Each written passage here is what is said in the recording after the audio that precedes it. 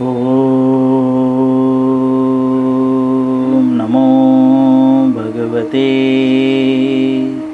वासुदेवाय। ओम नमो भगवते वासुदेवाय। ओम नमो भगवते वासुदेवाय।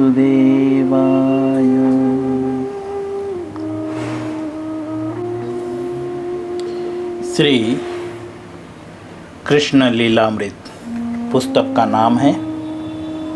अध्याय 33। अध्याय का नाम है रास नृत्य का वर्णन। पैराग्राफ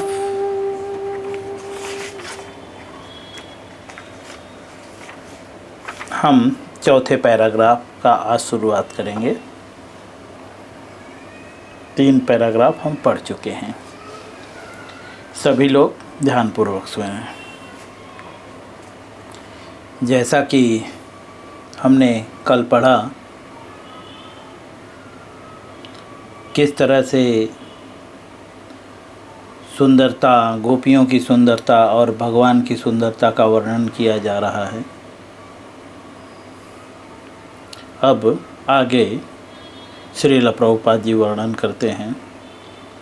कहते हैं, श्री कृष्ण के समागम से अधिकाधिक आनंद प्राप्त करने की इच्छा से गोपियों की ग्रीवाएं लालिमा से युक्त हो गई। ग्रीवाएं मीन्स यह मुझे पता नहीं। उन्हें संतुष्ट करने के लिए श्री कृष्ण उनके गाने के साथ साथ ताल देने लगे। वस्तुतः सारा संसार श्री कृष्ण के गायन से ओतप्रोत हो गया। श्रील प्रभुपाद जी लिखते हैं कि भगवान के समागम अर्थात साथ में रहने से, भगवान का संग प्राप्त करने से जो है गोपियों को अधिकाधिक जो है आनंद प्राप्त होने लगा। और गोपियों की इच्छा से जो है आनंद प्राप्त करने की इच्छा से जो है गोपियों की ग्रीवाएं जो है लालिमा से युक्त हो गई। अर्थात आवाज़, गला।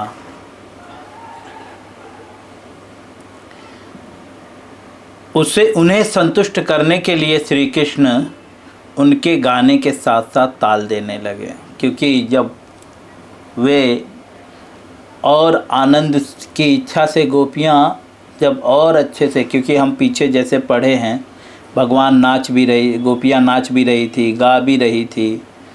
तो जब उनकी कंठ जो है लालिमा की तरह, मतलब ऐसा लाल हो गए, ऐसा, तो भगवान उनको संतुष्ट करने, खुश करने के लिए, क्योंकि थकान हो रही है ना, तो असंतुष्ट ना हो, इसीलिए कृष्ण जो है उनके गाने के साथ साथ ताल देने लगे। कभी कभी क्या होता है, हम अकेले गाते रहते हैं या कोई विशेष व्यक्ति जब गाना स्टार्ट करता है ना, तो हमारे अंदर और उत्साह जागता है। भले ही हम सब मिल के गा रहे हैं, लेकिन किसी विशेष व्यक्ति के गाने से जो है सभी को उत्साह होता है।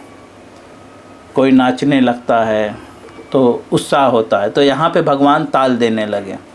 तो भगवान के गाने से जो है सारा संसार जो है ओतप्रोत हो गया। सब जो है भाव विभोर हो गए। ओतप्रोत का तात्पर्य सब भाव विभोर हो गए। किंतु विभिन्न जीव उसे भिन्न भिन्न रूपों में सराहते हैं। इसकी पुष्टि श्रीमद् भगवद गीता में हुई है। बोलते हैं किंतु जो भिन्न भिन्न जीव हैं, अलग अलग प्रकार के जो प्राणी हैं, इसको अन्य अन्य रूपों में जो है सराहते हैं। सराहते मतलब तारीफ करते हैं। जैसा कि भगवद गीता में कहा गया है, ये यथा माम प्रपद्यन्ते तांस्थ एव भजा में हम।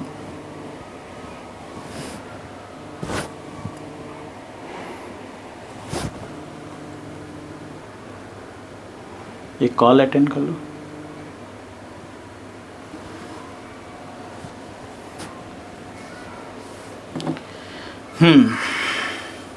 श्री कृष्ण नाच रहे हैं तथा प्रत्येक जीवात्मा भी नाच रहा है, किंतु आध्यात्मिक तथा भौतिक जगत के नृत्य में अंतर होता है।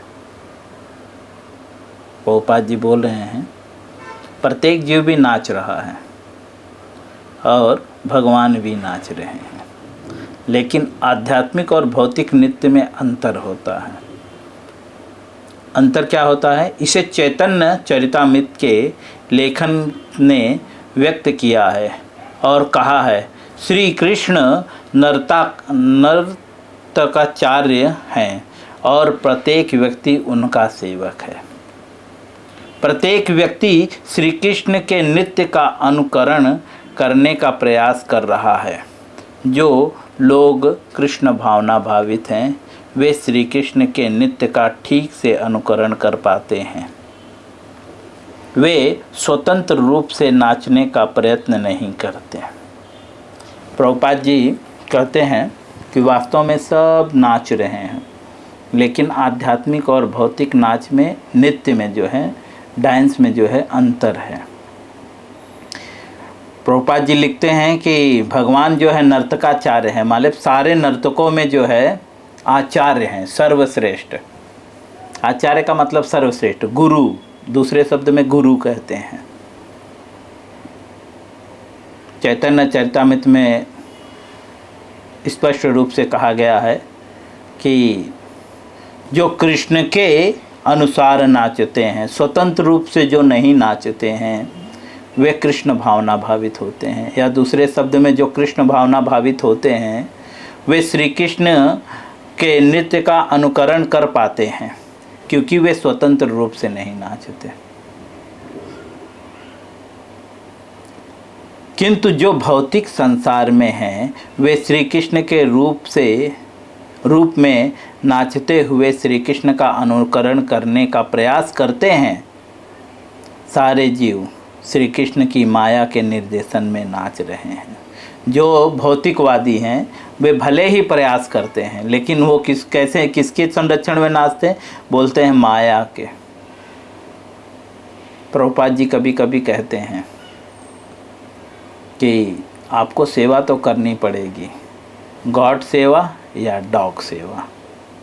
समझे? इंसान या तो गॉड की सेवा करेगा, गॉड मतलब भगवान, या तो डॉग की सेवा करेगा, डॉग मतलब कुत्ता। ठीक है। कुत्ते की जो है लक्षण खासकर इंसानों में भी कभी कभी पाए जाते हैं। जैसे कुत्ता दिन भर भो भो भो भो लगा रहता है, ठीक है, और जो उसे खाने के लिए देता है वह चाहे दुश्मन ही क्यों ना हो उसके पीछे पूंछ हिलाते हुए जाता है। तो कुछ इंसान भी आज के समय के उस कुत्ते की ही तरह हो गए हैं।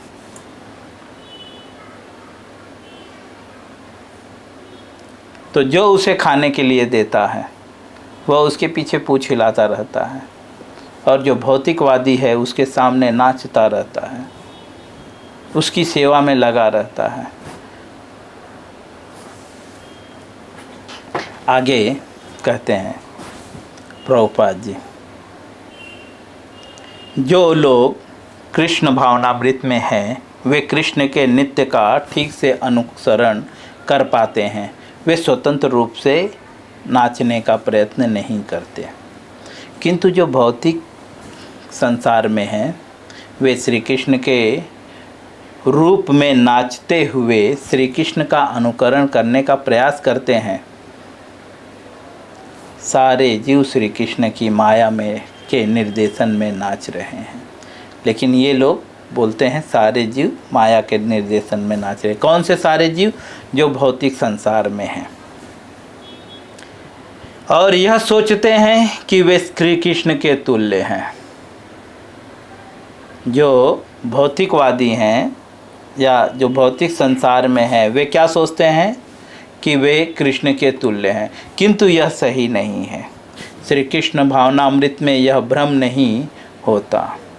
दोनों ही नाच रहे हैं, लेकिन एक स्वतंत्र रूप से नहीं नाचता। एक तो कृष्ण के निर्देशन में नाचता है, दूसरा स्वतंत्र रूप से नाचता है। हालांकि वो भी स्वतंत्र रूप से नहीं नाच रहा है, माया के अधीन होकर नाच रहा है।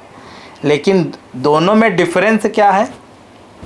जैसा कि भगवत गीता में भगवान स्वयं कहते हैं कि जिस प्रकार से भौतिकवादी भौतिक कार्यों में आसक्त होकर कर्म करता है, लाभ की इच्छा से आसक्त होता है, उसी प्रकार से आध्यात्मिकवादी भी कर्म करता है, लेकिन डिटैच होकर, अनासक्त होकर कर्म करता है। कर्मयोग में भगवान बताते हैं 3rd चैप्टर में समथिंग। ऐश्वर्या कहाँ पे बताते हैं, बताएंगे?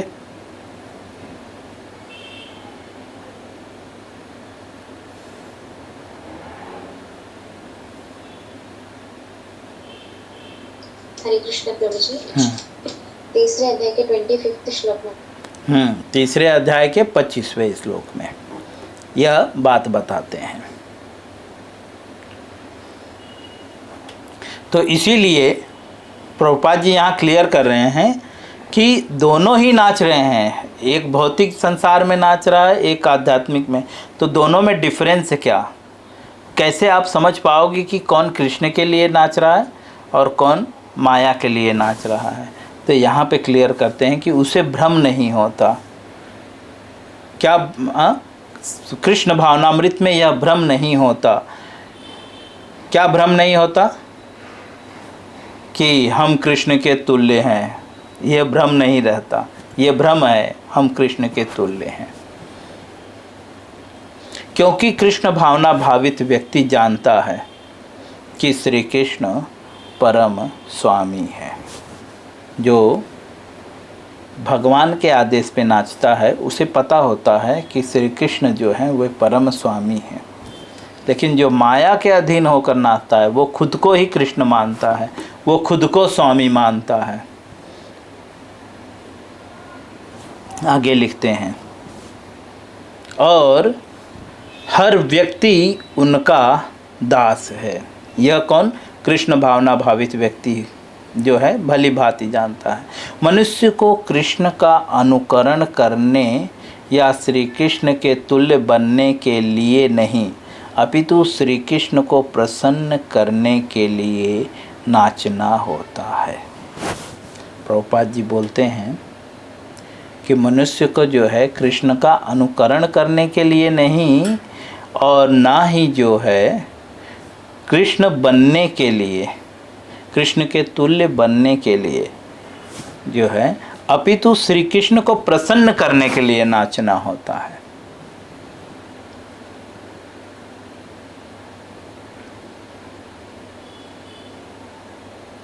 गोपियाँ श्री कृष्ण को प्रसन्न करना चाहती थी, अतः ज्यों ही श्री कृष्ण गाने लगे तो सारी गोपियाँ दोहराकर उन्हें प्रोत्साहित करती हुई बोली, बहुत अच्छा, बहुत अच्छा। क्योंकि अभी तक गोपियाँ नाच रही थी और गा रही थी, अब भगवान नाच रहे हैं और गा रहे हैं। क्योंकि गोपियाँ थक गई। हमने पढ़ा कि उनकी गिरवाएँ जो है लालिमा से युक्त हो गई, गला एकदम लाल हो गया, थक गई वे। तो कृष्ण जो है उनको संतुष्ट करने के लिए खुद नाचने लगे। भगवान ऐसे ही हैं, भक्तों के लिए, भक्तों की प्रसन्नता के लिए भगवान कुछ भी कर सकते हैं। छछियाँ बर छाछ पे नाच नचाइयो। हाँ, गोपियों को, गोपियाँ ने जो है भगवान को छछिया भर मतलब चुल्लू भर छाछ के लिए नाच नचाया।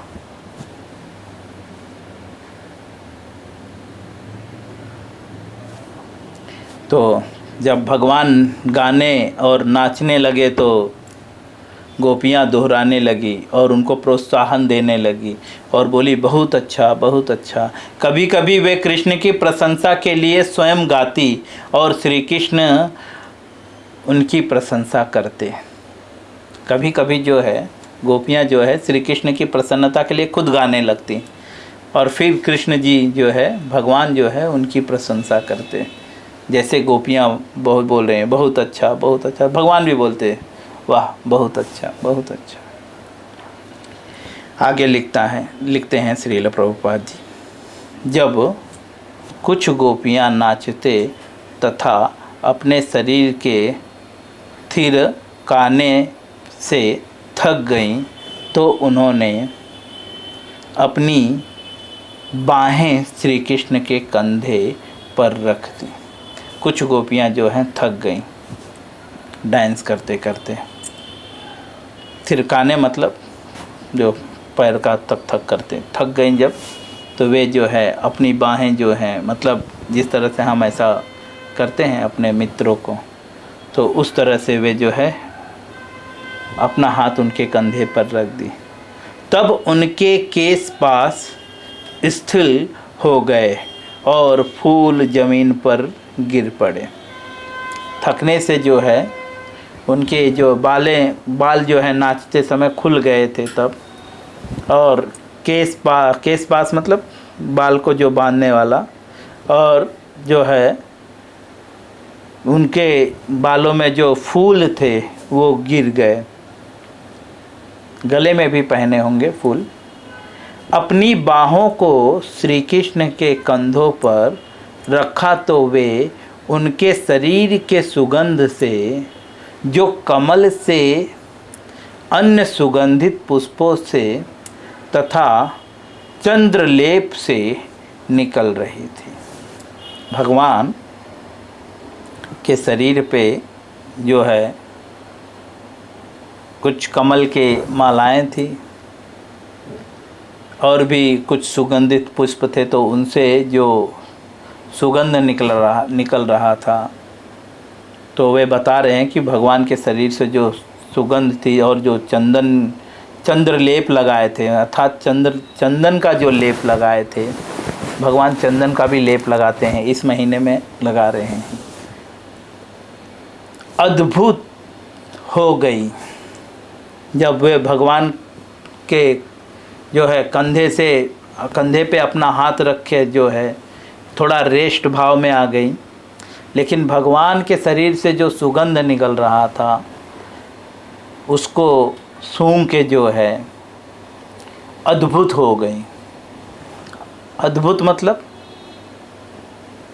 एकदम कुछ अलग ही हो गए, जिसकी गणना नहीं किया जा सकता। बोलते हैं ना यह चीज़ अद्भुत है, मतलब इसको एक्सप्लेन नहीं कर सकते, उनकी तारीफ नहीं कर सकते। तो भी श्रील प्रभुपाद जी आगे लिखते हैं, वे उनके आकर्षण से फूल उठी और उनका चुंबन करने लगी। भगवान का गोपियों ने चुंबन किया जैसे भगवान, क्योंकि एकदम अद्भुत हो गए, एकदम बहुत खुश हो गए। अद्भुत मतलब जिसकी गणना नहीं की जा सकती, इतना खुश हो गई और इतनी सुंदर हो गई। वे सब कुछ उसमें आ जाएगा इंक्लूडेड। प्रेम में हम जैसे कोई छोटे बच्चे से प्रेम करता है तो हम उसको किस करते हैं, है ना। हम अपने दादी से भी खुश हो जाता है तो उनको भी किस करते हैं हम। माता पिता को भी हम किस करते हैं। यह अन्यथा नहीं है, यह स्वाभाविक है, ठीक है। हम बेटों को भी किस करते हैं, बहुओं को भी किस करते हैं, यह स्वाभाविक है। तो जब हम किस कर रहे हैं तो स्वाभाविक है, तो वो भी किस कर रहे हैं तो स्वाभाविक है। इसे अन्यथा न लीजिएगा, ठीक है। भाई भाई को भी किस करता है, ठीक है, तो इसे अन्यथा नहीं लीजिएगा। आगे श्रील प्रभुपाद जी लिखते हैं, कुछ गोपियों ने श्री कृष्ण के कपोलों से अपने कपोल सटा दिए, मतलब सर। हाँ, हम लोग दोस्ती में ऐसे अपने दोस्तों के सर ऐसे टकराते हैं ना, ऑलरेडी कंधे पे ऐसे हाथ था, ठीक है, तो ऐसे कपोल मतलब सर, तो उनका ऐसे सर था, ऐसे सटा दिए। थकने में हम ऐसा करते हैं, कोई बच्चा अपने मम्मी को भी ऐसे ही करता है ना, हम टच करते हैं, अच्छा लगता है। तो इसी तरह से गोपियों ने किया और कृष्ण उन्हें अपने मुख की चबाई सुपारी देने लगे। भगवान जो है, जो उच्छिष्ट था उनका, वे गोपियों को देने लगे। हम भी भगवान का डेली उच्छिष्ट खाते हैं, मैं भी कभी कभी पान खाता हूँ गोपियों का, जो भगवान को भोग लगाया हुआ रहता है राजभोग में। तो भगवान ने ऐसे जो है गोपियों को देने लगे, जिसे उन्होंने चुम्बन लेकर अत्यंत हर्ष के साथ ग्रहण किया। चुम्बन लेकर मतलब आह कितना आनंददायक है, और खा लिया। हम लोग भी ऐसा करते हैं, वाह कितना टेस्टी है, और खा लेते हैं। बेशक हम ऐसा करते हैं, ये एक सामाजिक चीज़ें हैं, समझे। तो यहाँ पे उस सुपारी का चुम्बन ले रही हैं, तारीफ कर रही हैं, वाह कितना टेस्टी है। आगे लिखते हैं, इस प्रकार सुपारी के ग्रहण करने से गोपियाँ आध्यात्मिक रूप से उठ गई। प्रभुपाद जी बोल रहे हैं, इस प्रकार से जो है आध्यात्मिक रूप से गोपियाँ उठ गई। किस प्रकार से? श्री कृष्ण के द्वारा दी हुई उच्छिष्ट को खाने से, जो यहाँ पे सुपारी के रूप में था। श्रील प्रभुपाद जी इनडायरेक्टली समझाना चाहते हैं कि अगर किसी को भी आध्यात्मिक रूप से ऊपर उठना है तो उसे कृष्ण का उच्छिष्ट खाना चाहिए। यहाँ पे श्रील प्रभुपाद जी यह कहते हैं। इस प्रकार से मैं यहीं पे विराम दूंगा, इसके आगे हम कल पढ़ेंगे। हरे कृष्ण।